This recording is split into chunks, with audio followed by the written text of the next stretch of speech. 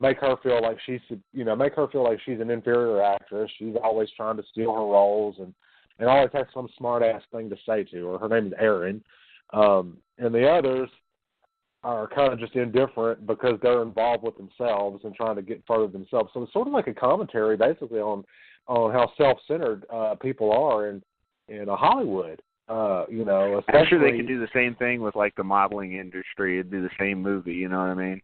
Well, right, but I mean, like I said, in our socially and politically charged climate now, the more stuff about Hollywood and how it's kind of, a do or die. You're going to do this, or you're not going to get cast, or you're going to do this, and you're going to get cast and get all the best stuff, or whatever. This kind of the selfish and materialism. It's almost American Psycho like, but it's real. That's the fucked up part. But so, they're kind of involved themselves, and they're all trying to be in the film industry. And it appears the only people that are interested in her well-being are her roommate, Tracy, and then this guy named Danny, who is a film director, and he's a photographer, and he seems to, it hints that maybe he's got some kind of crush, or something, some kind of, romantic interest in Sarah. So that seems to be her only, sort of, the only two redeeming people that, she knows. And things go on. She doesn't do well at her auditions, and, she just keeps trying. But everything changes when she goes to this audition for this film that's called The Silver Scream, which is being held apparently by this powerful production company named Austrias Pictures. Yeah, these bitches make fun of the name of the movie. I kind of like the name of the movie. What about you, Vic? Silver Screen? Yeah, I like it. It's weird, though, because, this new book Mick and I are doing is called Behind the Screens. That was his coinage, not mine. But, yeah, I like the Silver Scream. I think that's cool, kind of kitschy. And Australis Pictures is kind of a cool, name for a company. So her audition is met with sort of not the response she was hoping for. She goes in there to deliver the lines. The casting director and the assistant, they're fucking weird. Yeah, they've got these weird pentagram necklaces, and you can automatically tell the way that they act that something is not right. Something's off from the get-go. He's like, I brought my headshots, and he's like, listen, what you do in the next few minutes are going to decide this. He's like, I've already got a digital copy. I don't know, this guy was an asshole, and the girl wasn't any better. She was fucking weird. They both were. Yeah, and you get that vibe. It's like immediately when you see them and their reactions to her, because she's kind of chipper and lively and enthusiastic, and they're just like, what you're going to do is going to decide this, get on with it. We've seen all these other people and, whatever. So she's dismissed from the room after her audition, and she's really upset, so she goes into the bathroom and proceeds to rip her own hair out. And apparently, at that point, the casting director is in the bathroom, that strange woman we were just talking about, and she wants Sarah to come back and audition again. And then the casting director asks her to basically perform what she just did in the bathroom. She goes nuts after she dicks around for a minute at first, and then she just goes fucking apeshit. Yeah. And then once this is completed, they kind of show like they're interested in her, but then they dismiss her again, and she's confused as hell. So yeah, and she seems pretty stupid to me. Yeah, I don't know what to say about this girl. Like, I want to describe the way she looks. She looks like Hillary Swank. You know what I'm talking about? That's who she reminds me of. She looks a little bit like her, and she just looks dumb the entire movie. I mean, it gets a little dumber over time, but, I don't know. There's something about her. Like, the first time I watched the movie, I liked her okay. The second time, she just annoyed me. So I don't know what the hell to think of her. Yeah, sometimes it's just, and maybe that's intentional. Maybe you were supposed to, maybe that was in the director's, notes to her, was that, for this film, was to act this way. It's possible. But, okay, so she leaves, and then she actually quits her job. She tells Carl she quits, and to fully pursue her chance at getting in this movie. And then she gets a call back, a couple days later, and for a second audition, and she goes immediately just super eager and happy and ready to do this. And then she gets in, and she's totally caught, off guard and confused here because they ask her to take her clothes off. And it was just not expected. I didn't expect that, especially in front of with the woman and the man there too, the casting director and the assistant. I didn't expect that to happen, but apparently they're like, please disrobe.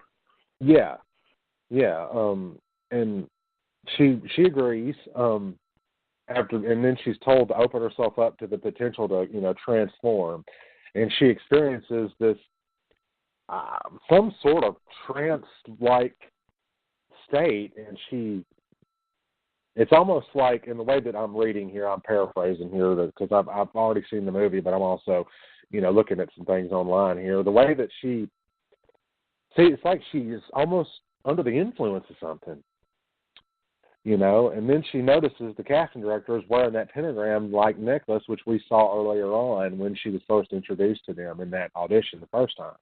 So while she's in this trance, she starts to act crazy, and when one of her friends breaks her nose, she starts laughing about it, and she's just not acting like herself at all.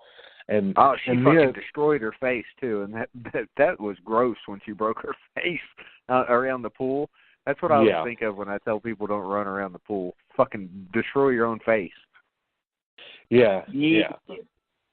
And she just is not like her normal self, and much to the chagrin of her friends and everybody else there. So she's called again for a third audition,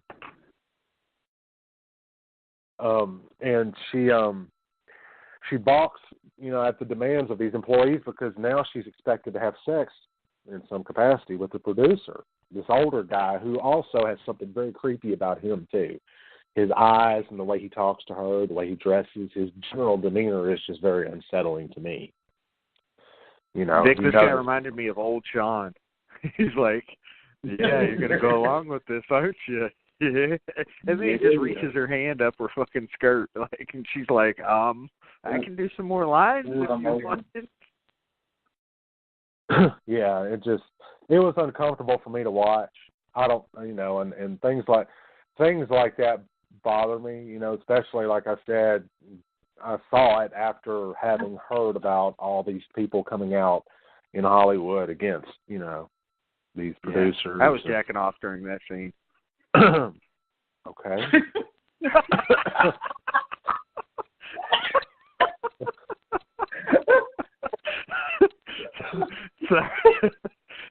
Sorry, Blake, I had to break up the monotony. Oh, am I monotonous now? Is that what it is? No, not so much monotonous. I just you're all serious about it, and I had to blow it up. Okay. That's fine. I kind of expected it. I just didn't know if it was going to come at that moment or later. I decided. Don't be telling me that's what she said. I don't know if it's going to come now or later. Yeah, whatever. Shit. Okay. Anyway, so she goes and she's really humiliated about what happened. She goes home and tells her roommate what happened, and her roommate's like, "That's fucked up. That's awful. This, that, and the other. Don't go back. Don't deal with them." So she's really, just upset. So she goes back and begs for her job back from Carl at Big Taters. She's like, I'm too classy for this producer fucking touching me. I'm going to go work at Big Taters again. He's like, do you think now you can be a tater? Like, he is so serious about it.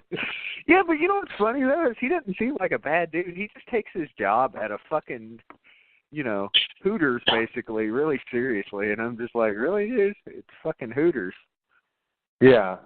So he gives her job back, and then Danny, the guy that, seems to be interested in her, the director and the photographer, asks Sarah to be the lead role in his movie, and then she accepts. And then to celebrate, they, have this pool party, a second pool party, and Sarah is then, kind of caught off guard when she sees the girl, the one that's always trying to, outdo her, kissing on the director.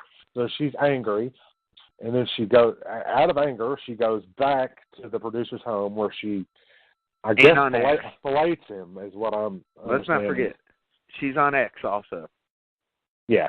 So it wasn't just the fact that, see, I don't think it was just that. The fact that she was on X. She was on that Molly, Vic. Cat Molly. Yeah, on that Molly. That's my type of bitch. Wow. He likes them. We didn't even make it to another monotonous section before y'all start popping off with that shit. I mean, it just that was only. Don't tell the truth though. She was on X. Oh, and Molly. And Molly. And cocaine probably. Damn. It's fine. So she goes she goes back to the producer's house and performs oral sex on him, and then the following day she starts acting out of control again, and her body starts to like rot basically.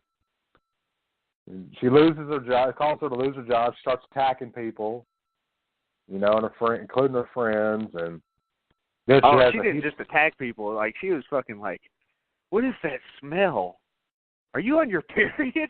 I was like, that's you reek of shit. You reek of shit, Al.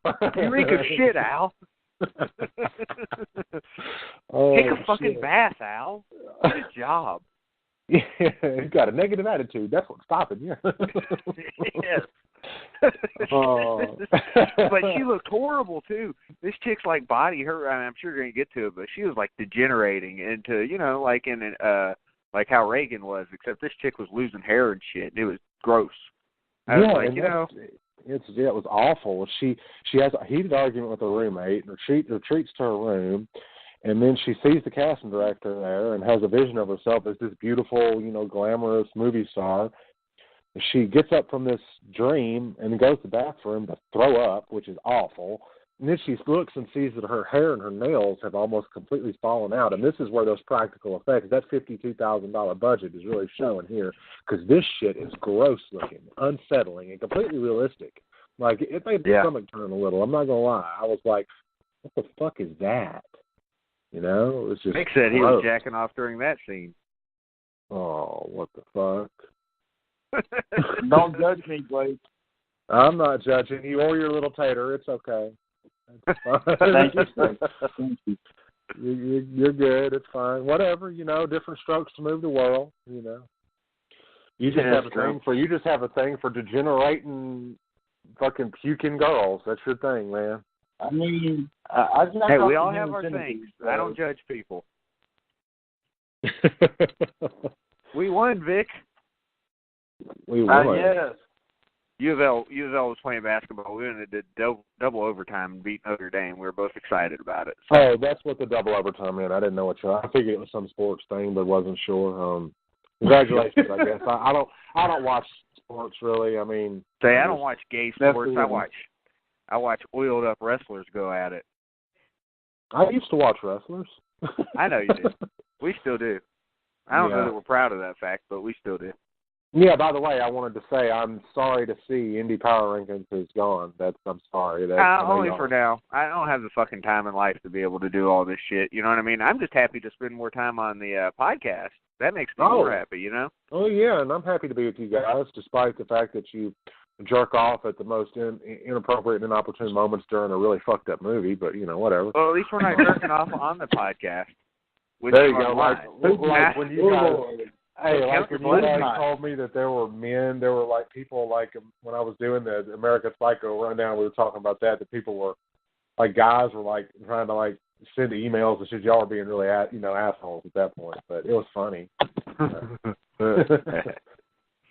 Oh, you said guys were touching themselves to my voice. It was awful. But Sarah is like totally in pain by this point, and she gets in the bathtub, and then she vomits the masses of bloody maggots, which was fucking awful looking. Yum. I mean, it was bad. Like I said, did you come at that point? Did you finish at that point, Vic, when she vomited the maggots? Were you like, is that what was happening? That's when it hit. That's when it came, brother. That's when it came. Oh, damn. Vic was like, I like when she's got those little white things in her mouth. Oh, dude, what the fuck? Yeah. I'm we're gonna going to get an send y'all X rating on a podcast. Jesus, Yeah, we're going to get kicked off let's not do Spreaker.